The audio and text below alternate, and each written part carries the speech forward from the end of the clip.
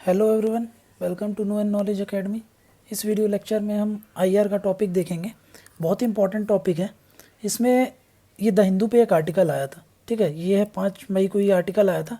But ये article जो है हमारे GS2 पॉइंट ऑफ व्यू से इंटरनेशनल रिलेशन में बहुत इंपॉर्टेंट टॉपिक कवर होता है।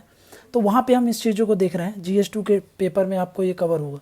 तो यहाँ पे impact of pandemic on India's foreign policy. तो कोविड के बाद, कोविड की जो ये पेंडेमिक है ना, इस पे ये जो पेंडेमिक कोविड के कारण आया है, इसके कारण इंडिया की जो फॉरेन पॉलिसी होगी उस पर क्या असर होने वाला है, इस चीज़ का ये आर्टिकल पूरा इस चीज़ पर बेस्ड है। तो काफ़ी इंपॉर्टेंट आर्टिकल है ये। सीधा सीधा आपका मेंस में ये क्वेश्चंस आ सकता है, वो सीधा सीधा आपसे पूछ सकते हैं। अगर आप इस आर्टिकल के बारे में द हिंदू की वेबसाइट से पढ़ना चाहते हैं तो ये आर्टिकल का लिंक जो है वो मैं नीचे डिस्क्रिप्शन बॉक्स में अटैच कर दूंगा, वहाँ से आप देख सकते हो। ये जो जिस नाम से ये आर्टिकल पब्लिश हुआ था, a covid blot on India's foreign policy, ठीक है, ये है, इस नाम से ये आर्टिकल छपा था। हैप्पी मैन जैकब के द्वारा ये आर्टिकल लिखा गया था।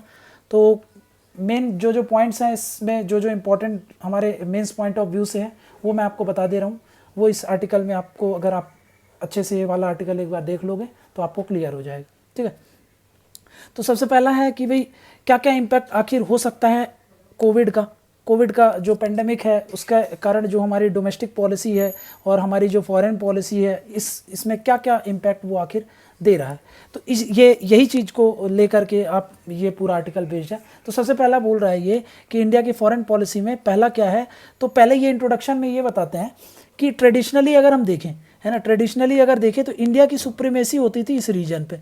और ये सुप्रीमेसी क्यों आई थी, है ना भाई, ये इंडिया है और ये आसपास का रीजन है, ये आसपास का सराउंडिंग रीजन है ना, नेबर है, ठीक है, ये नेबर कंट्रीज़ हैं। इस रीजन पर इंडिया की सुप्रीमेसी होती थी, है ना, इस रीजन में इंडिया की प्राइमेसी होती थी, ठीक है। काहे को लेकर के क्यों होती थी ये। तो पहला क्या होता था कि देखो यहाँ पे इंडिया के साथ आसपास के रीजन जो है उनका हिस्टोरिकल टाइज है ना, पहला तो हिस्टोरिकल टाइज है।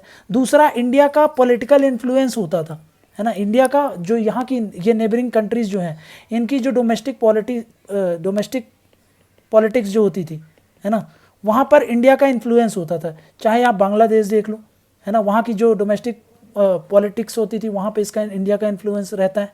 फिर आप नेपाल देख लो, है ना, आप भूटान देख लो, है ना, भूटान देख लो, आप श्रीलंका देख लो, आप मालदीव देख लो, सब जगह इंडिया का कहीं ना कहीं वहाँ की डोमेस्टिक पॉलिटिक्स पर इन्फ्लुएंस रहता है। फिर तीसरा बोल रहा मटीरियल एड। इंडिया क्या होता है, इन इंडिया की पॉलिसी है गुजराल डॉक्ट्रिन के तहत यूनिलेटरल कंसेशन देने की बात करते हैं ये। और ये बहुत सारा मटेरियल एड, बहुत सारे सामान और बहुत सारी एसेंशियल चीज़ें इन जो नेबरिंग कंट्रीज़ हैं इनको देती है। तो इस कारण क्या हुआ था, इस रीजन में इंडिया की सुप्रीमेसी यहाँ पे देखने को मिलती है। समझ में क्या। तो ये था आपका रीजनल सुप्रीमेसी का कारण क्या था, ठीक है। लेकिन अब कोविड के कारण क्या हो रहा है, कोविड के कारण ये हो रहा है कि इसका जो पॉलिटिकल इन्फ्लुएंस है वो अब बहुत ही तेज़ी से गिर रहा है। क्यों, ऐसा नहीं है कि अभी गिर रहा है, ये जो पॉलिटिकल इन्फ्लुएंस है पहले से ही गिर रहा था ये, ठीक है। पहले से, कोविड आने से पहले से ही आप देखो बांग्लादेश में, आप देखो नेपाल में, नेपाल का जो इवेंट हुआ था इकोनॉमिक ब्लॉकेड के बाद, वहाँ पर वहाँ की डोमेस्टिक पॉलिटिक्स में बहुत ही कम इन्फ्लुएंस हो गया था, है ना। और फिर अभी जो टेंशन हो गए थे बॉर्डर डिस्प्यूट को लेकर के इंडिया और नेपाल के बीच में, तो वहाँ पे भी डोमेस्टिक जो पॉलिटिक्स है उनके और इंडिया का जो वहाँ इन्फ्लुएंस था वो कम हो गया था। लेकिन अब क्या हुआ, कोविड के बाद इनका बोलना है कि ये और भी स्टेडली डिक्लाइन होगा, ठीक है। और दूसरा, मटेरियल हेल्प। कोविड के बाद अब मटेरियल हेल्प आप इनको कर पाओगे क्या, आपके देश में खुद ही पैसा नहीं है ना, आपके देश में खुद ही पैसा नहीं है तो आप इनको क्या सप्लाई करोगे, आप अपनी नेबरिंग कंट्रीज़ को क्या हेल्प दे पाओगे। मटेरियल एड में यहाँ पे सब कुछ जो भी सप्लाई होती है एसेंशियल चीज़ों की, वो अब थोड़ा सा सप्लाई कम हो जाएगी। अब बच गया बस हिस्टोरिकल टाइज। तो हिस्टोरिकल टाइज क्या अकेले ही इनके बीच में एक लिंक का तरह काम कर सकता है क्या, अकेले ही ये इंडिया की सुप्रीमेसी को इंश्योर कर सकता है क्या। तो इनका बोलना है कि नहीं, अकेले हिस्टोरिकल टाइज के दम पे हम यहाँ पर जो हमारी ट्रेडिशनल प्राइमेसी थी इस रीजन में उसको नहीं बना सकते, है ना, ये इनका कहना है।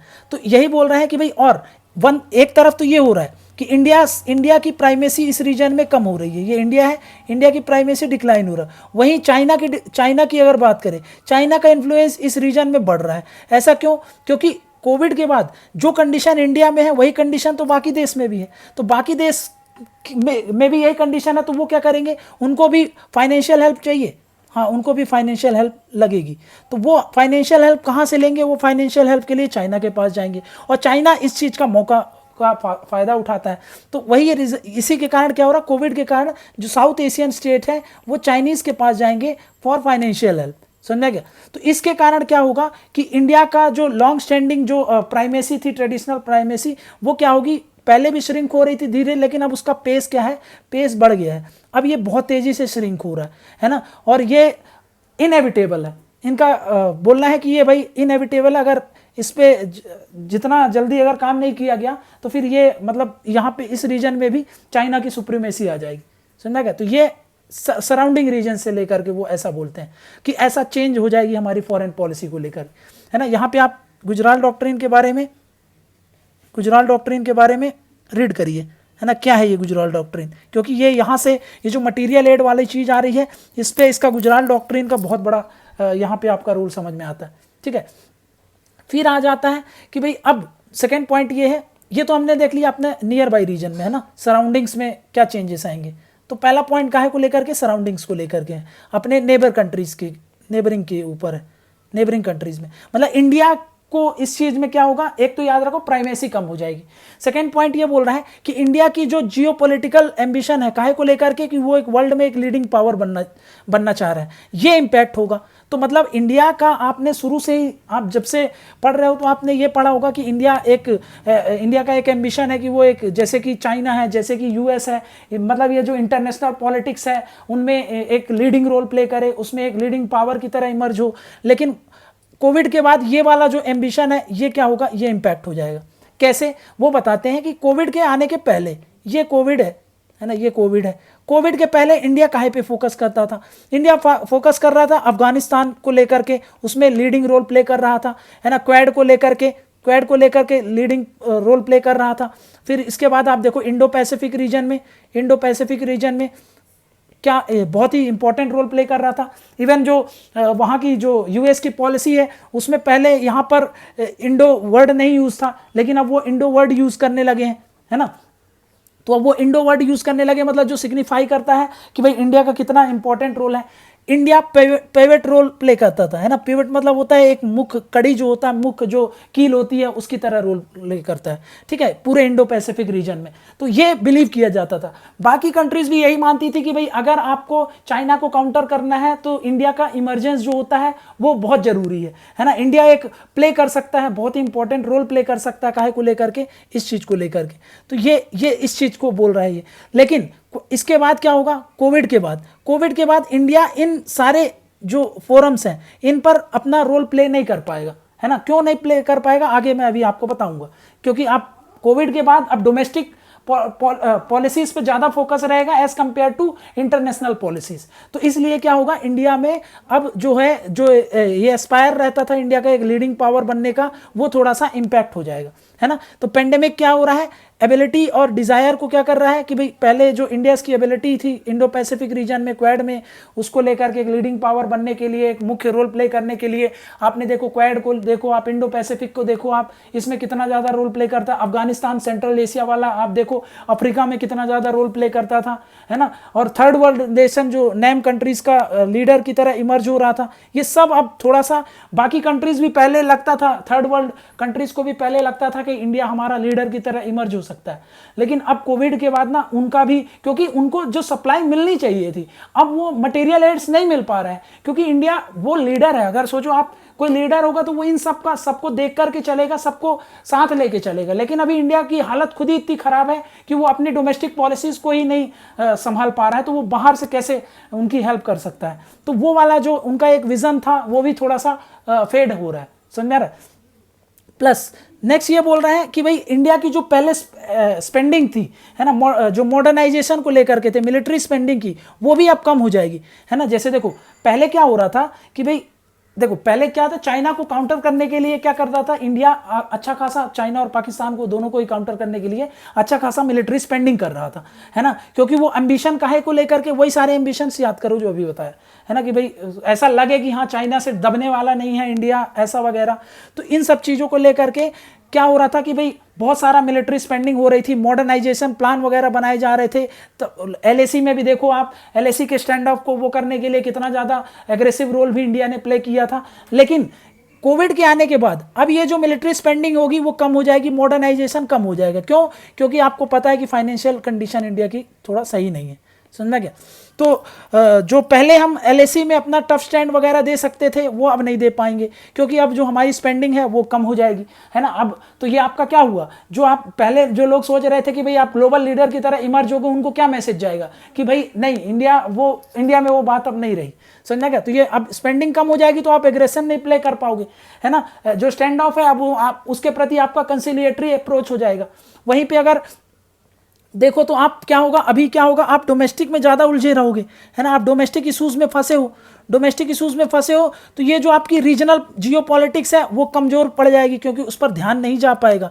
बाहर तो आप ध्यान दे नहीं रहे हो, आप तो अंदर ध्यान दे रहे हो, है ना। तो जो आपका बाहर जो रीजनल जियो पॉलिटिक्स थी, चाहे अफगानिस्तान को लेकर के, चाहे श्रीलंका को लेकर के, चाहे इंडो पैसिफिक को लेकर के, इन पर आपका ध्यान नहीं जाएगा। इवन आप यहाँ पे जो एलएसी वाला है, एलओसी वाला है, यहाँ पर भी आपका भी ज़्यादा ध्यान नहीं है ना। तो इस कारण क्या हो रहा है कि भाई आपका जो एक एम्बिशन है, जो कंट्रीज आपको एज अ लीडर देखना चाह रही थी वो अब नहीं देख पाएंगी, ऐसा इनका राइटर का कहना है, ठीक है ना। क्योंकि रिड्यूस मिलिट्री स्पेंडिंग होगी तो उसके कारण आपका क्या होगा, जब मिलिट्री स्पेंडिंग होगी उसके साथ साथ आपका डिप्लोमेटिक अटेंशन भी जो होगा, जो रीजनल जियो पॉलिटिक्स में होगा वो भी कम हो जाएगा, ठीक है। और जो आपकी एबिलिटी थी अपने आप को प्रोजेक्ट करने की, वो क्या हो जाएगी, वो उतनी अच्छी नहीं दिख पाएगी जो हम दिखाना चाह रहे थे, ठीक है। ये हो गया, ठीक। तो पहले भी जो कंट्रीज को लगता था कि इंडिया एक पिवटल रोल प्ले करता है इंडिया प्रोजेक्ट में, वो भी क्या होगा, वो भी क्या हो जाएगी, कमजोर हो जाएगी। और उसके साथ साथ चाइना का रोल बढ़ जाएगा इंडो पैसिफिक में। क्यों? क्योंकि जो स्मॉलर स्टेट्स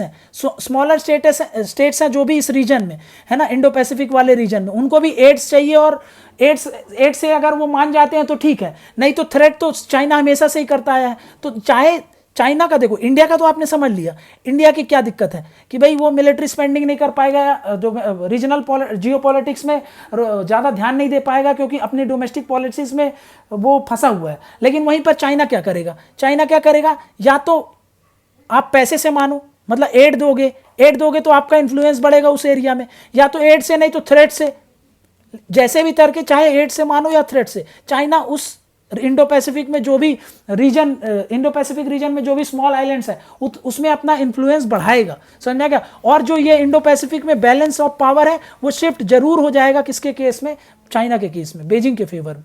समझा क्या? क्योंकि इंडो पैसिफिक के सारे आइलैंड कंट्रीज, सारे जो कंट्रीज हैं उन पे किसका इन्फ्लुएंस हो जाएगा, चाइना का। तो बैलेंस ऑफ पावर कहाँ शिफ्ट हो जाएगा, वो भी शिफ्ट हो जाएगा कहाँ पर, चाइना की तरफ। तो ये हो जाएगा, ऐसा हो जाएगा, ठीक है। नेक्स्ट आ जाओ डोमेस्टिक पॉलिटिक्स। अब इंडिया डोमेस्टिक पॉलिटिक्स में क्या होगा, अभी मैंने आपको बताया कि भाई इंडिया अब क्या करेगा कि शिफ्ट हो जाएगा, जो मेजर जो मान लो फोकस है, पहले फोकस कहाँ पे रहता था, यहाँ पर भी रहता था, अंदर भी और बाहर भी। लेकिन अब क्या होगा, शिफ्ट अब ज़्यादा फोकस हो जाएगा, ये वाला एरो इधर आ जाएगा। मतलब क्या हो रहा है कि हम जो फोकस कर रहे थे पहले रीजनल जियो पॉलिटिक्स पर, वो वहाँ पर ज़्यादा ना होकर के हमारा फोकस कहाँ पे हो जाएगा, डोमेस्टिक पॉलिटिक्स पर। क्यों? क्योंकि भाई हमारे यहाँ अभी एट प्रेजेंट इन्फ्लेशन की दिक्कत है ना, इन्फ्लेशन को कर्व करना है, इन्वेस्टमेंट नहीं आ रहा है। इन्वेस्टमेंट पहले ये बिलीव किया जा रहा था कि चाइना से जो भी फैक्ट्रीज, जो भी वहाँ पे जो भी इंडस्ट्रीज काम कर रही थी, वो एक बार जब चाइना छोड़ेंगी तो वो क्या करेंगी, इंडिया आएंगी, है ना, ऐसा बिलीव किया जा रहा था। लेकिन इंडिया वो नहीं आई, वो चली गई साउथ ईस्ट एशिया वाली कंट्रीज में, है ना, वियतनाम वगैरह में वो अपना प्लांट वगैरह सेटअप कर ली, बहुत सारी कंट्रीज। तो चाइना में नहीं, इन्वेस्टमेंट कम है ना, इन्वेस्टमेंट क्या कम है, इंडस्ट्रियल प्रोडक्शन कम है ना, इंडस्ट्रियल प्रोडक्शन कम है, ये भी कम है, ये लिखा है इंडस्ट्रियल प्रोडक्शन, ठीक है, ये इंडस्ट्रियल प्रोडक्शन। उसके साथ साथ अनएम्प्लॉयमेंट भी बहुत ज़्यादा बढ़ गया है, अनएम्प्लॉयमेंट रेट भी बहुत ज़्यादा तेज़ी से बढ़ रहा है। तो ये सब चीज़ें इशूज़ है ना। इकोनॉमिक डिस्ट्रेस, इनके कारण, इन सब के कारण इकोनॉमिक डिस्ट्रेस, इकोनॉमिक क्राइसिस की तरफ इंडिया फेस कर रहा है। तो इस केस में बताओ क्या इंडिया इंडिया अपने अंदर डोमेस्टिक पॉलिसीज और डोमेस्टिक पॉलिटिक्स पर फोकस करेगा कि बाहर आउटलुक करेगा, बाहर की तरफ देखेगा? तो सीधी सी बात है, वो अपना यहाँ पे फोकस करेगा। तो इसके कारण क्या होगा कि जो बाहर जितना फोकस कर रहे थे, तो वहाँ पर वैक्यूम आएगा कि नहीं आएगा? हाँ, वैक्यूम आएगा, है ना, ये वैक्यूम आएगा तो इस वैक्यूम को कौन फिलफिल कर लेगा, इनके हिसाब से वो कर लेगा चाइना, है ना, राइटर के हिसाब से वो चाइना फिलफिल कर लेगा। तो डोमेस्टिक पॉलिटिक्स पर ज़्यादा फोकस होगा, है ना। ये क्या करेगा, हमारी इंडिया की जो स्ट्रेटेजिक एम्बिशन है ग्लोबल स्पेस में उसको लिमिट कर देगा, उसको कम कर देगा, समझा क्या। तो ये हो जाएगा। नेक्स्ट ये बोल रहे हैं कि अब इसके साथ साथ एक चीज़ और हो सकती थी।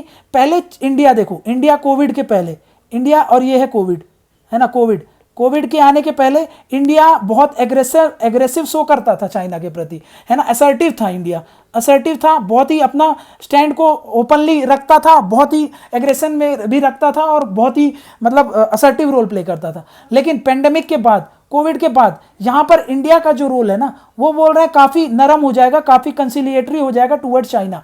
अब वो अपने आप को उतना असर्ट नहीं कर पाएगा चाइना के प्रति, अब अपने आप को वो देख नहीं पाएगा, है ना, अपने आप को उतना ज़्यादा प्रोजेक्ट भी नहीं कर पाएगा, ऐसा बोलना है राइटर का, ठीक है। क्योंकि क्यों ऐसा क्यों हो रहा है, क्योंकि इंडिया में काफ़ी मिसमैनेजमेंट हो गया है सेकेंड वेव का, है ना, जिसके कारण इंडिया की जो एबिलिटी है चाइना के अगेंस्ट खड़े होने की वो कम हो गई। एक तो एलएसी में जो हम मिलिट्री मॉडर्नाइजेशन में, इंफ्रास्ट्रक्चर में, एलएसी में, स्टैंड ऑफ में हम इतना जो अपना असर्ट कर ले रहे थे अपने आप को, वो अब नहीं कर पाएंगे, क्योंकि अब हमारी जो सिचुएशन है वो काफ़ी डिटीरियोरेट हो गई है, समझना क्या। और चाइना की वैक्सीन डिप्लोमेसी भी चाइना को बहुत ज़्यादा एडवांटेज दे दी है आसपास के रीजन में, है ना। हमारी जो वैक्सीन डिप्लोमेसी है ना, जो हम बाहर अपने जो वैक्सीन बाहर भेज रहे हैं, वो हम चाइना की जो वैक्सीन डिप्लोमेसी है उससे कम्पीट नहीं कर पा रहे हैं, है ना। वो बहुत ही चाइना के पास बहुत पैसा है ना, उसको उतना ज़्यादा इकोनॉमिक लॉस भी नहीं हुआ है। तो वो क्या कर रहा है, अपनी वैक्सीन डिप्लोमेटिक पॉलिसी के थ्रू, वैक्सीन पॉलिसी के थ्रू काफ़ी इन्फ्लुएंस बना रहा है नियर बाई रीजन में, और हमको उससे कम्पीट कर पा रहे हैं। हम उतना एक्सपोर्ट भी नहीं कर पा रहे हैं, क्योंकि हमारे यहाँ डोमेस्टिक रिक्वायरमेंट ही बहुत ज़्यादा है। तो चाइना को सीधी बात है इसमें एज मिल रहा है ना, एज मिल रहा है, हम इससे कम्पीट भी नहीं कर पा रहे हैं, समझा क्या। इसके कारण और भी ये हो रहा है कि भाई हम क्या कर रहे हैं कि इंटरनेशनल कम्युनिटी से हम इतने ज़्यादा फोर्स हो चुके हैं कि हम इंटरनेशनल कम्युनिटी से हेल्प भी मांग रहे हैं, है ना। अब देखो एक चीज़ समझो, 2004 के बाद, है ना, जो आपका जो सुनामी आया था, उसके बाद इंडिया की ये पॉलिसी रहती थी, कि कभी भी कोई भी नेचुरल डिज़ास्टर अगर आता है ना, नेचुरल डिज़ास्टर अगर आता है, ठीक है, ये नेचुरल डिज़ास्टर अगर आता है तो इंडिया कभी भी हेल्प सीक नहीं करता किसी भी कंट्री से, है ना। और कोई कंट्रीज अगर हेल्प देता भी है तो वो इंडिया उसको एक्सेप्ट नहीं करता था। एक्सेप्ट इसलिए नहीं करता क्योंकि इंडिया ने एक पॉलिसी बनाई थी कि अगर कोई भी नेचुरल डिज़ास्टर आएगा तो इंडिया अपने आप में इतना सक्षम है कि वो इन चीज़ों को डील कर सकता है अपने से, है ना। हमको बाहर की किसी की एड की ज़रूरत नहीं है, क्योंकि जब बाहर की एड आती है ना तो फिर वो कहीं ना कहीं आपकी पॉलिटिक्स पर क्या करती है, इन्फ्लुएंस करने लगती है ना। इस पॉलिटिक्स को क्या करती है, इन्फ्लुएंस करने लगती है। तो ये चीज़ को ध्यान में रखते हुए इंडिया ने ये पॉलिसी बनाई थी कि भाई हम बाहर से डोमेस्टिक हमारे जब भी डोमेस्टिक एरियाज़ में कभी भी अगर नेचुरल डिज़ास्टर वगैरह आता तो हम बाहर से हेल्प नहीं मांगेंगे, और बाहर से हेल्प जो भी हेल्प होती है उसको एक्सेप्ट नहीं करती थी। लेकिन अब इंडिया की ऐसी कंडीशन हो गई है कि इसने अपनी पॉलिसीज़ को है उसको चेंज कर दी है ना। 17 साल बाद ये पॉलिसीज़ को हमने चेंज कर दिया है, मतलब चेंज क्या कर दिया, मतलब उसको डाइल्यूट हो गई वो एक तरीके से। हम इतने मजबूर हो गए हैं कि बाहर से जो इंटरनेशनल कम्युनिटी, इंटरनेशनल जो पॉलिटिक्स है, वहाँ से जो भी हमको एड मिल रहा है हम उनसे सबको एक्सेप्ट कर रहे हैं। वो बात अलग है कि हम चाइना से एक्सेप्ट नहीं कर रहे हैं वो वाली हेल्प, बट फिर भी काफ़ी कंट्रीज़ आई हैं हमको मदद देने के लिए, चाहे वो रसिया हो, चाहे वो यूएस हो। यूएस पहले रिलक्टेंट था बट बाद में दे रहा है, ठीक है। इवन पाकिस्तान ने भी अभी बोला था कि हम इंडिया को हेल्प करने के लिए रेडी हैं, ठीक है। तो ऐसे करके बहुत सारा वो हो गया। तो इसलिए क्या होगा, अब इंडिया काफ़ी अपीज़ हो जाएगा किसकी तरफ, चाइना की तरफ, काफ़ी कंसिलिएटरी हो जाएगा, काफ़ी नरम हो जाएगा चाइना की तरफ, समझ में गया। नेक्स्ट ये बोल रहा है कि भाई हाँ, अब जो देखो अभी तक क्या होता था, इंडिया को ऐसा बोला जाता है कि ये इंडिया है ना, और इंडिया की पॉलिसी होती थी neighbourhood first policy, neighbourhood first policy, है ना। ये याद रख लेना, कभी भी वो आएगा ना, अगर आप आंसर लिख रहे हो और कभी भी आप इंडिया की जब नेबरहुड कंट्रीज़ के साथ इंटरनेशनल रिलेशन को डील कर रहे हो तो ये नेबरहुड फर्स्ट पॉलिसी को याद रखना है ना। नेबरहुड फर्स्ट पॉलिसी मतलब सबसे ज़्यादा इंपॉर्टेंस, सबसे ज़्यादा प्राइमेसी इंडिया किसको देगा, तो नेबरिंग कंट्रीज़ को देता है। लेकिन ऐसा भी बोला जाता था कि इंडिया का ये जो एटीट्यूड है वो कैसा होता था, बिग ब्रदर का एटीट्यूड होता था, है ना, बिग ब्रदर का एटीट्यूड होता था। इंडिया क्या होता था, इंटरफेरेंस करता था इंडिया इन्फ्लुएंस करता था और इंडिया एक तरीके से अपने पक्ष में इनकी जो पॉलिसीज होती है उनको बनवाता था इन कंट्रीज से, ऐसा इन कंट्रीज का क्लेम रहता था। लेकिन कोविड के बाद आने के बाद क्या होगा, पहले जो एग्रेशन था वो आपका अब एग्रेशन बहुत कम हो जाएगा, है ना। पहले जो इंडिया का असर्टिवनेस था, है ना, असर्ट जो कर रहा था इंडिया, वो कम हो जाएगा। इंडिया पहले जो एग्रेशन, इतना एग्रेसिव एटीट्यूड था, वो एग्रेसिव एटीट्यूड भी कम हो जाएगा और इंडिया अपने आप को ट्रांसफॉर्म कर लेगा, ट्रांसलेट कर लेगा, काफ़ी एकोमोडेटिव हो जाएगा, रिकन्सिलिएटरी हो जाएगा और कोऑपरेटिव हो जाएगा। तो ऐसा बोलना है कि अब जो ये नेबरिंग कंट्रीज हैं उनसे बहुत ही उनसे एडजस्ट करेगा, उनकी पॉलिसीज से एडजस्ट करेगा, है ना, मतलब एकोमोडेटिव हो जाएगा, एकोमोडेशन आ जाएगी इंडिया की पॉलिसी में, है ना। वो रिकन्सिलिएशन की तरफ बढ़ेगा, बातचीत करने पे ज़्यादा फोकस रहेगा, है ना। पहले क्या हो रहा था कि भाई कोई चीज़ें नहीं मन पाती थी तो इंडिया उसको छोड़ देता था, अब वो चीज़ें नहीं होगी, अब थोड़ा सा रिकन्सिलिएशन की तरफ ज़्यादा बढ़ेगा और कोऑपरेशन बढ़ेगा, समझ में आ गया, नेबरहुड कंट्रीज से। और पर्टिकुलरली ये किस कंटेक्स्ट में बोल रहा है, पाकिस्तान के थ्रू एक स्पेसिफिक बात करें और जनरल बात करें तो पूरा सार्क फ्रेमवर्क है उसको रिवाइव करने में काफ़ी ये हेल्पफुल भी हो सकता है, ऐसा आर्टिकल में बोला जा रहा है, ठीक है। तो वही है, कोविड-19 ने इंडिया को फोर्स कर दिया है कि आप अपनी पॉलिसी को री इमेजिन करो, है ना। जो आपके फ्रेंड हैं और जो आपके एनिमी है, जो फ्रेंड और एनिमी का इक्वेशन है जियोपॉलिटिक्स में, जो फ्रेंड एनिमी का वो चलता है, फ्रेंड और एनिमी का जो इक्वेशन चलता है जियोपॉलिटिक्स में, उसको आप रीशेप करो, री इमेजिन करो, ठीक है। ऐसा आर्टिकल में जो राइटर हैं वो बोलते हैं इंडिया के लिए, ठीक है। नेक्स्ट वो बोल रहे हैं कि पहले तो यूएस हेजिटेंट था, है ना, हेजिटेंट था, पहले वो हेल्प नहीं दे रहा था, लेकिन इंडिया की जो वहाँ पे डायस्पोरा है, इंडिया के डायस्पोरा के प्रेशर के बाद, इंडिया के डायस्पोरा इसके प्रेशर के बाद, प्रेशर और ये यूएस में इंडिया की जो डायस्पोरा है उनका काफ़ी प्रेशर हुआ, फिर यूएस क्या हो गया, रेडी हो गया, ये रेडी हो गया इंडिया को हेल्प करने के लिए, फिर वो काफ़ी हद तक उसके असाइनमेंट वगैरह रिलीज़ करेगा इंडिया के लिए हेल्प करने के लिए। लेकिन उससे पहले आप देखो, मॉस्को ने, मतलब रसिया ने उससे पहले ही हेल्प कर दी थी इंडिया की सिचुएशन देख करके। इवन जो चाइना है वो भी ऑफर किया था इंडिया की हेल्प करने के लिए और पाकिस्तान ने भी ऑफर किया था हेल्प करने के लिए। तो जब इतना आसपास के रीजन में देखो, चाइना ने, रसिया ने और ये जो पाकिस्तान सब हेल्प कर रहे हैं, इंडिया की आगे आना चाह रहे हैं, तो उस केस में अब बताओ, तो सीधी बात है इंडिया चाइना के प्रति सॉफ्ट हो जाएगा, है ना, सॉफ्ट हो जाएगा। तो पिछले जो पिछला पॉइंट पड़ा था वहाँ से आप देख लोगे, जब ये सब चीज़ें होंगे तो पाकिस्तान से जो पहले एग्रेसिव एटीट्यूड था वो एग्रेसिव एटीट्यूड कम आएगा। तो वही चीज़ इस पॉइंट में बोल रहा है कि आप काफ़ी एकोमोडेटिव हो जाओगे, रिकन्सिलिएटरी अप्रोच हो जाएगी, कोऑपरेटिव हो जाएगा, है ना। और आप अपनी जो फ्रेंड और एनिमी वाली पॉलिसी है उसको क्या करोगे, जो जियोपॉलिटिकल्स में चलती है, जियोपॉलिटिक्स में जो चलती है, उसको एक बार री इमेजिन करने की ज़रूरत है, ठीक है। तो यहाँ से आप समझ में आ गया कि भाई कैसे हमारी फॉरेन पॉलिसी शेप हो सकती है, ठीक है। नेक्स्ट देखो कि हाँ, एक चीज़ और बोलते हैं कि भाई सबसे बड़ी चीज़ ये हो जाएगा आपका स्ट्रेटेजिक ऑटोनॉमी, ये डाइल्यूट हो जाएगी, है ना। ये कैसे डाइल्यूट हो जाएगी, देखो, जब आप इंडिपेंडेंट होते हो ना, जब आप किसी पर डिपेंड नहीं होते, कोई कंट्री के इन्फ्लुएंस में नहीं होते, तो आप अपने हिसाब से अपनी बात मनवा सकते हो, आप अपने हिसाब से अपना इन्फ्लुएंस रख सकते हो, है ना, इन्फ्लुएंस भी कर सकते हो, आप अपनी बात रख सकते हो, अपनी डोमेस्टिक पॉलिसीज को अपने हिसाब से शेप भी कर सकते हो। लेकिन जब बाहर से एड आती है ना, जब बाहर से एड आती है, देखो जब बहुत सारी एड आएगी ना, तो क्या होगा कि इंडिया को कल को वो बोल सकते हैं कि देखो यार, ज़रूरत के समय आपकी इन्होंने हेल्प की थी, तो अब आपका भी दायित्व बनता है कि उनके लिए हेल्प करो। तो ये कंट्रीज़ क्या करती हैं, है ना, ये कंट्रीज़ फिर अपना वो मांगती हैं, अपना फेवर मांगती हैं, ठीक है, ये सीख करती हैं अपने फेवर्स को। तो कल को जब कभी इनके साथ पॉलिसीज़ वगैरह फ्रेम होगी, जैसे यूएस के साथ कुछ डील होगी, रसिया के साथ कुछ डील होगी, तो ये लोग क्या करेंगे, कुछ ऐसी कंडीशंस रखेंगे जो कि इंडिया को मजबूर कर देगी, इंडिया को अपनी उन पॉलिसीज़ को डाइल्यूट करके उन कंडीशंस को लागू करना पड़ेगा, जो कि किसके फेवर में होगी, इन कंट्रीज़ के फेवर में होगी, जो कि इंडिया के हो सकता है अगेंस्ट हो। तो मजबूरी में वो सब चीज़ें करनी पड़ेगी। तो क्या आप ऑटोनोमस हो गए? आप ऑटोनोमस नहीं हो गए, आपकी जो स्ट्रेटेजिक ऑटोनॉमी हो गई वो डाइल्यूट हो गई। स्ट्रेटेजिक ऑटोनॉमी का मतलब यहाँ ये है कि मैं अपने हित में, अपने लिए, अपने हिसाब से डिसीजन ले पाऊँ, मेरे पे किसी का इन्फ्लुएंस ना हो। समझना क्या मतलब, वही जो हम बोल रहे थे कि भाई एक तरीके से सोवरेन होना, तो यहाँ से आपकी सोवरेनिटी डाइल्यूट होती है। समझना क्या, यहाँ से आपकी सोवरेनिटी डाइल्यूट होती है, ये कम हो जाती है। समझ में आ गया। तो स्ट्रेटेजिक ऑटोनॉमी आपकी डाइल्यूट होती है, ठीक है। तो यही ये बोल रहे हैं कि भाई ऐसा होगा कि नहीं, आप खुद दिमाग लगाओ। जब बाहर की कंट्रीज आज आपको मुश्किल समय में एड कर रही हैं, तो कल जब उनकी बारी आएगी तो वो अपना वो जो फेवर होता है अपने फेवर में वो चीज़ें लेंगे कि नहीं, और आप मजबूरी में वो सब चीज़ें हमको देनी पड़ती है।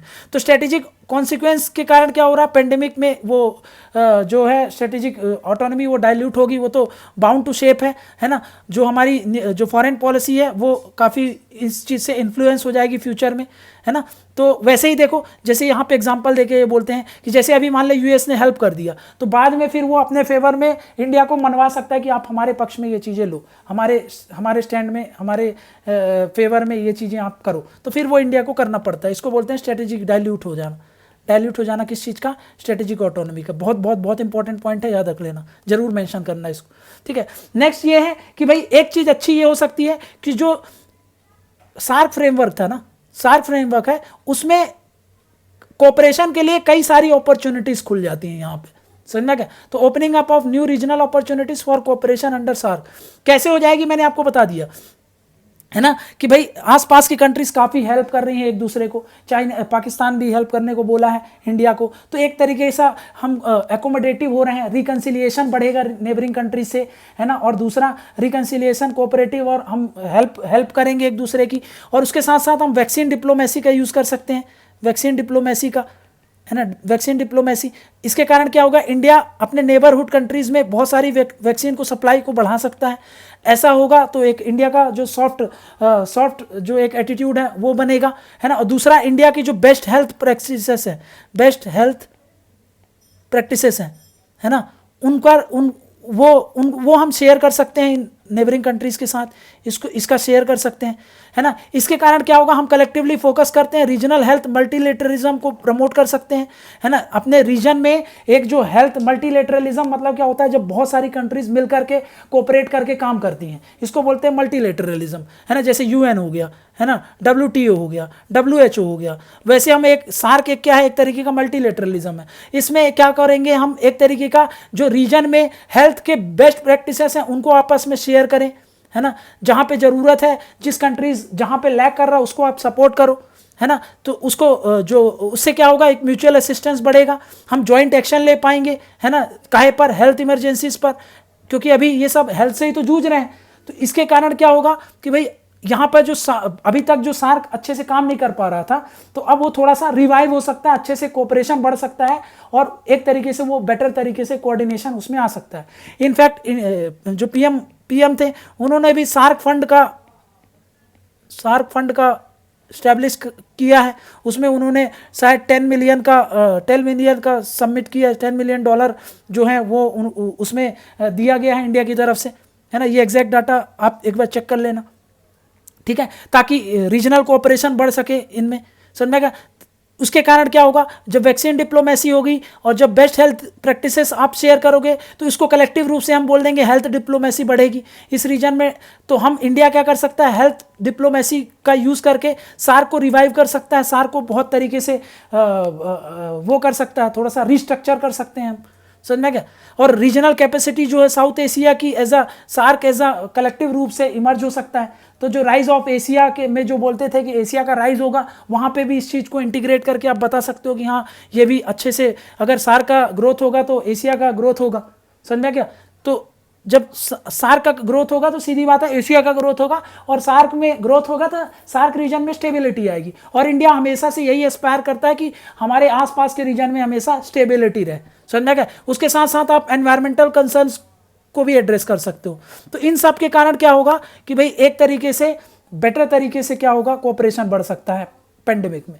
तो ओवरऑल हमने क्या देखा कि भाई ये था पेंडेमिक, है ना, ये है पेंडेमिक, किसके द्वारा है ये है कोविड के कारण। इस कोविड के कारण इंडिया की जो फॉरेन पॉलिसी है वो चेंज हो रही है ना। अब इस चेंज के कारण कुछ इंडिया के लिए नेगेटिव है। इंडिया के लिए क्या क्या नेगेटिव पॉइंट्स हो रहे हैं ये आप बता देना जब क्वेश्चन आए। चाइना के लिए क्या पॉजिटिव होगा, ये बता देना, है ना। सार्क वाला एंगल जरूर लिख देना, है ना, सार्क वाला। और जो आपका रीजनल है, जो आपका नेबरिंग कंट्रीज़ है ना, ये मेंशन कर दो। नेबरहुड फर्स्ट पॉलिसी का मेंशन कर दो, है ना। इन सारे फैक्टर्स को अगर आप ध्यान में रखोगे और स्ट्रेटेजिक ऑटोनॉमी वाला एंगल करके अगर आप कर दोगे तो आप बेटर तरीके से इस आंसर को प्रेजेंट कर सकते हो। ठीक है, तो ये था एक ब्रीफ एनालिसिस आपके लिए इंडियन फॉरेन पॉलिसी को लेकर के। तो अगर आपको ये लेक्चर पसंद आया हो तो आप चैनल को सब्सक्राइब करिए और शेयर करिए जी। Thank you very much.